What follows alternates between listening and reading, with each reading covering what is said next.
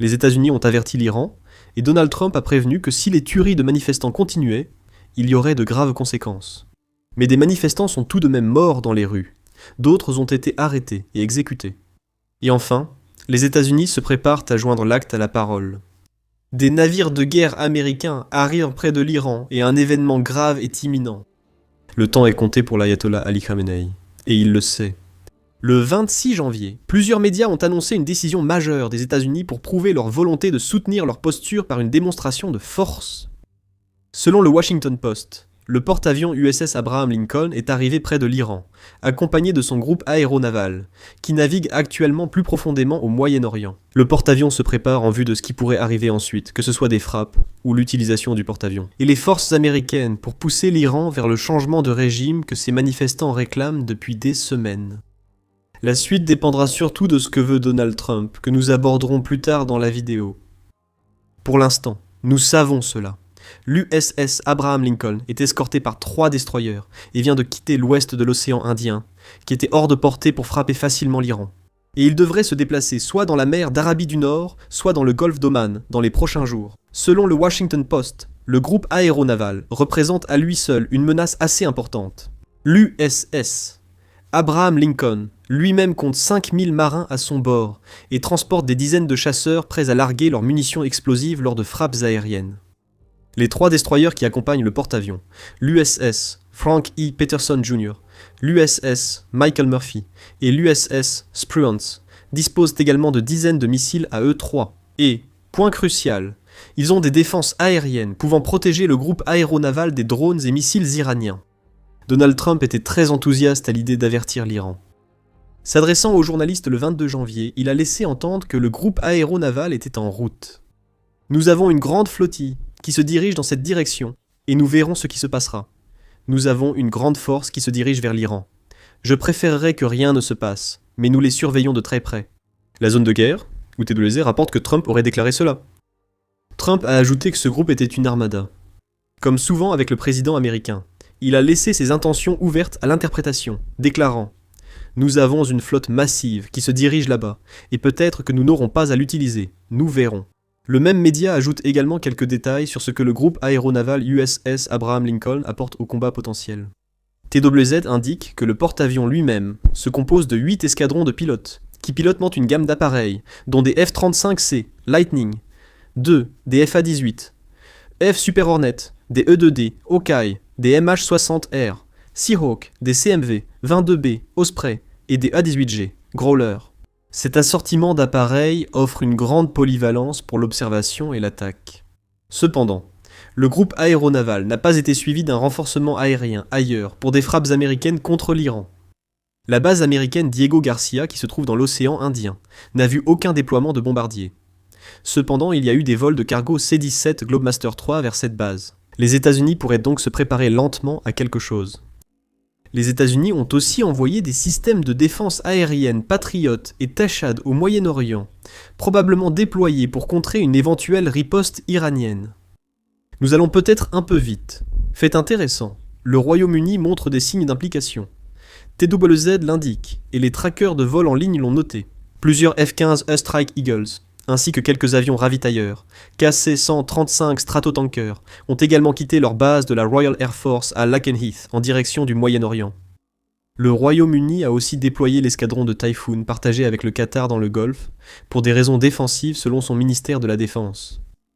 TWZ suppose également que cette force qui grandit lentement viendra s'ajouter aux autres moyens que les États-Unis possèdent au Moyen-Orient, y compris d'autres avions de chasse, sur des bases proches de l'Iran, un trio de destroyers lance-missiles de classe Ali Burke et peut-être même un sous-marin caché dans les profondeurs des eaux près de l'Iran. Cette force d'attaque terrifiante se rapproche de plus en plus de l'Iran. La réaction du régime du pays est attendue. Le Washington Post affirme que le régime iranien a placé les forces armées du pays en état d'alerte maximale, selon un haut responsable iranien, qui s'est exprimé devant des journalistes le 23 janvier. À la suite des allusions de Donald Trump concernant l'arrivée du groupe aéronaval, ce responsable semblait d'abord espérer une désescalade, déclarant que ce renforcement militaire « Nous espérons qu'il ne s'agit pas d'une véritable confrontation, mais nous sommes prêts au pire scénario ». Le responsable a précisé que si les États-Unis attaquaient, la riposte iranienne serait bien plus forte qu'après la guerre de 12 jours avec Israël. Il a ajouté que l'Iran ne voyait pas cela comme une menace existentielle. L'Iran a tenté d'être retenu, prévisible et mesuré dans ses réponses aux Israéliens et aux Américains, a déclaré le responsable, avant d'ajouter « Cette fois, nous considérerons toute attaque, qu'elle soit limitée, illimitée, chirurgicale, cinétique, peu importe comment ils l'appellent, comme une guerre totale contre nous, et nous répondrons de la manière la plus dure possible. » Bien qu'il soit courant que l'Iran menace de représailles contre un agresseur potentiel, il faut prendre cette menace au sérieux. C'est ce qu'affirme David Kozakaru du Times of Israel, qui a déclaré dans un article d'opinion du 22 janvier que le régime iranien pourrait décider d'agir rapidement et d'escalader sur plusieurs fronts, s'il estime que ce que les États-Unis s'apprêtent à faire pourrait menacer l'existence du régime. Kozakaru pense que cette escalade pourrait viser les actifs et bases militaires américaines au Moyen-Orient, en plus de perturber les flux énergétiques mondiaux et de possibles attaques contre Israël. L'Iran pourrait fermer le détroit d'Ormuz, point de pression majeur, par où transite environ 1/5 du pétrole mondial, soit 20 millions de barils par jour.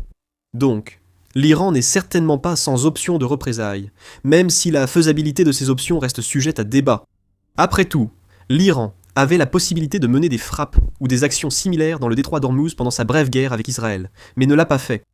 Il n'a pas non plus utilisé le détroit comme levier lorsque les États-Unis et Israël ont coopéré lors de l'opération Midnight Hammer, où 125 avions militaires américains ont frappé 3 sites nucléaires iraniens à l'été 2025.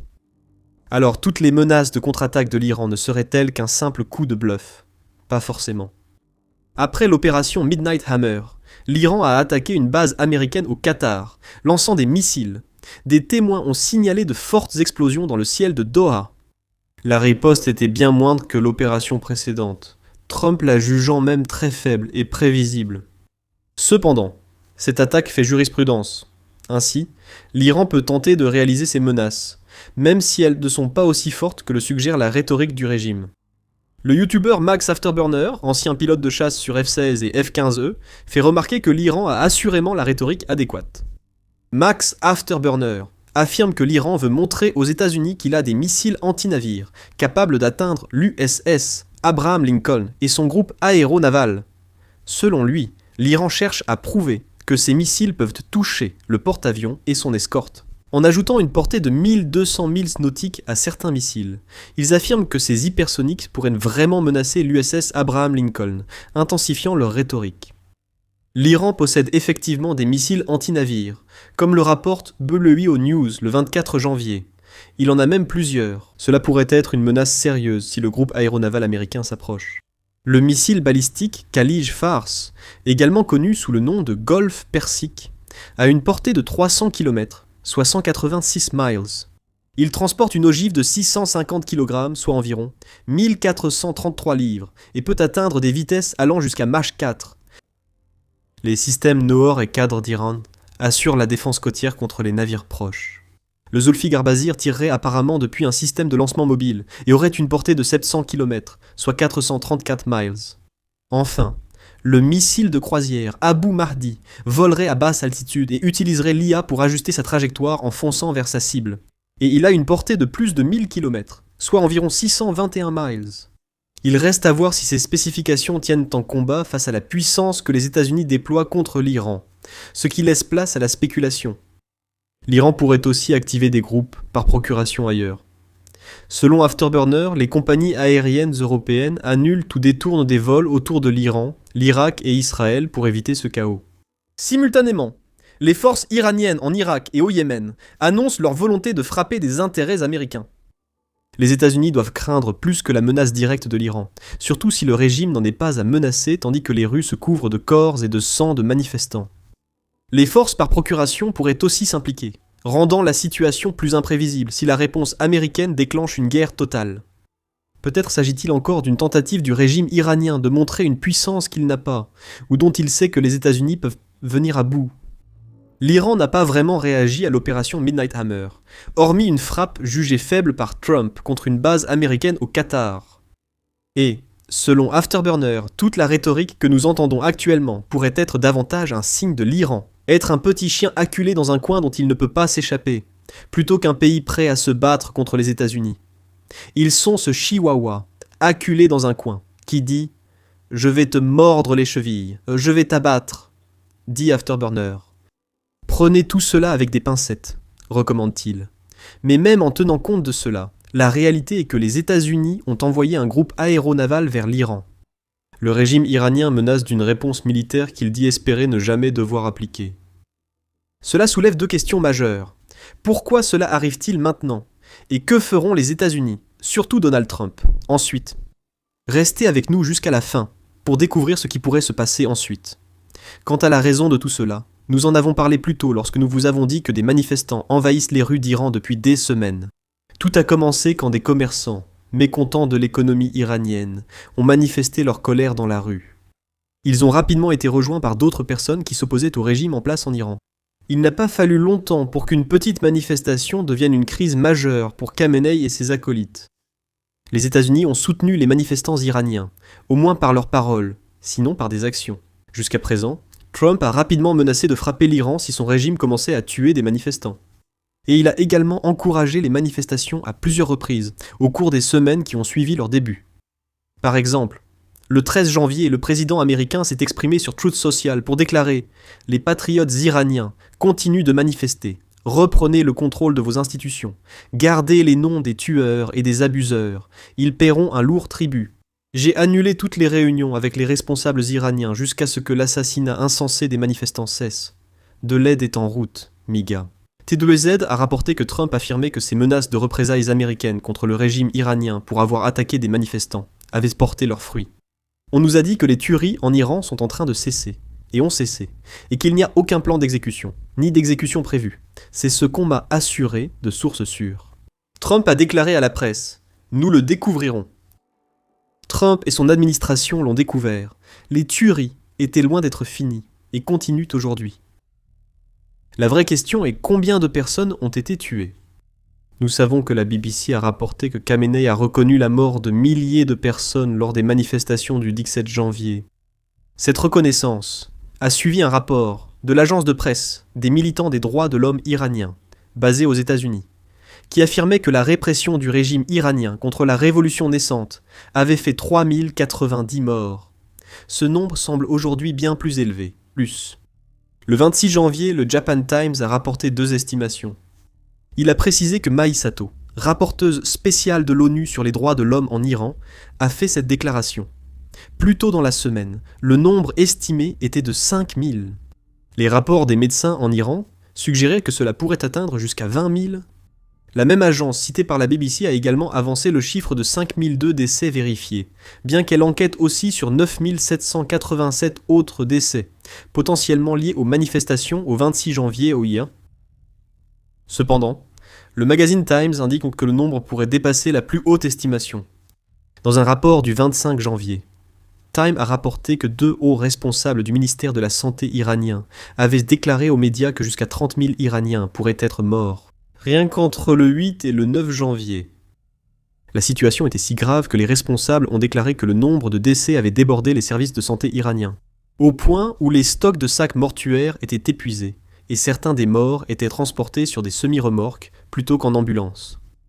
Le magazine Time précise que ce chiffre n'a pas encore été vérifié de manière indépendante, mais 30 000 morts en 2 jours, c'est énorme. Même si ce chiffre est inexact, nous savons avec certitude qu'il y a eu des milliers de morts. Malgré les déclarations de Trump sur une intervention américaine si l'Iran ne cessait les tueries, le régime a aussi réprimé les manifestations de diverses façons. Amnesty International rapporte que le régime de Khamenei avait ordonné des coupures massives d'Internet dès le 8 janvier, ce que l'organisation affirme être une tentative du régime de dissimuler les crimes qu'il commettait. Des milliers d'Iraniens ont été arrêtés lors des manifestations, et selon le Washington Post, ce chiffre dépasse 20 000 lits. Les manifestations sont finies, du moins d'après l'Iran. Ceux ayant survécu à leur tentative de protester contre le régime iranien déplorent l'inaction des États-Unis. Ceux qui ont risqué leur vie en Iran pour manifester ont déclaré se sentir trahis par l'inaction du président américain, rapporte le Washington Post. Le groupe aéronaval du porte-avions USS Abraham Lincoln, en route vers l'Iran, ressemble maintenant à un cas de mieux vaut tard que jamais, si l'on veut être charitable. Pourtant, cela nous ramène directement à la question que nous avons déjà mentionnée plusieurs fois au cours de cette vidéo. Que va-t-il se passer ensuite ?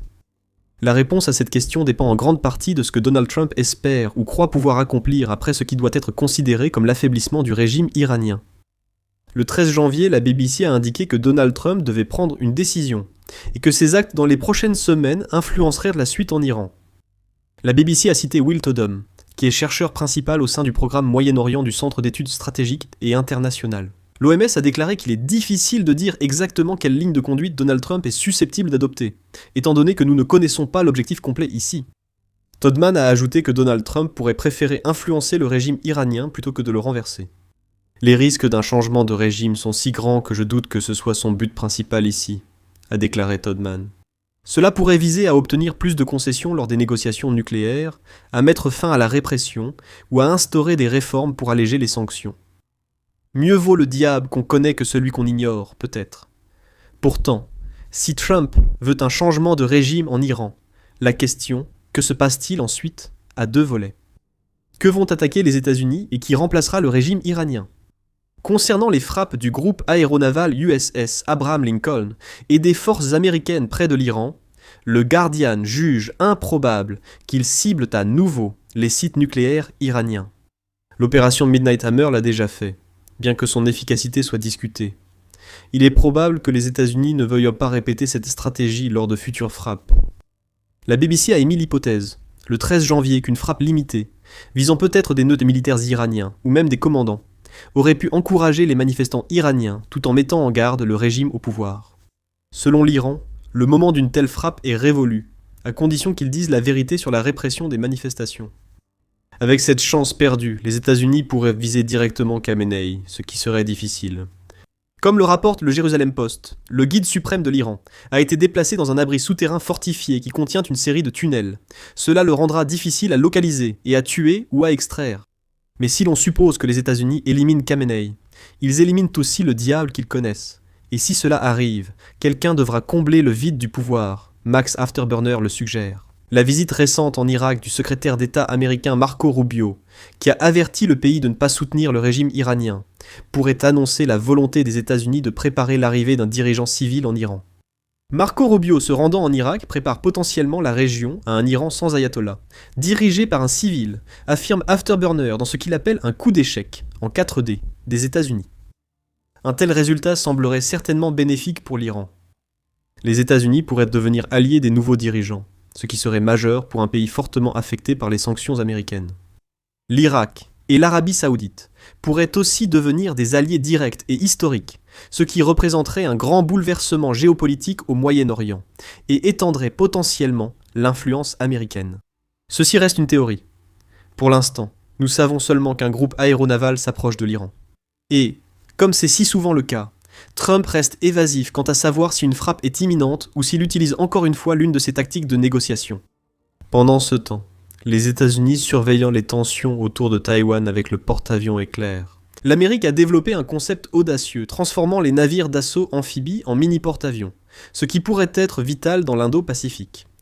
Découvrez cette arme secrète que les États-Unis pourraient utiliser contre une invasion chinoise à Taïwan dans notre vidéo.